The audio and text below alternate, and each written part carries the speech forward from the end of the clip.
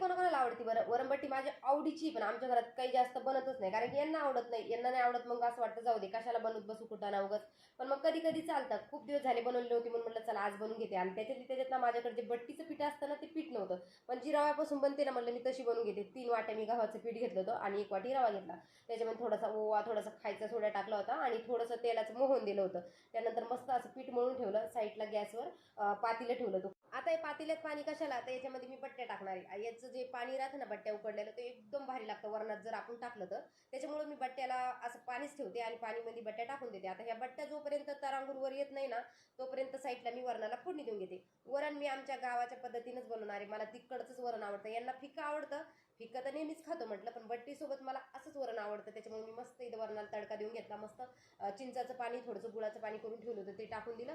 त्यानंतर साईडला बट्ट्या इकडं मस्त तळून घेतल्या. आता बऱ्याच दिवसानंतर मी रव्यापासून बट्ट्या बनवल्या होत्या, नाही तर मी बट्ट्याचं पीठ रेडी करून ठेवते. म्हटलं याच्या कशा येतात आणि काय येतात, पण एकदम अशा भारी झाल्या होत्या, एकदम खुसखुशीत झाल्या. आणि त्यात तवा संपून गेला. चला तर सर्वांना बाय, श्री स्वामी समर्थ, या जेवायला.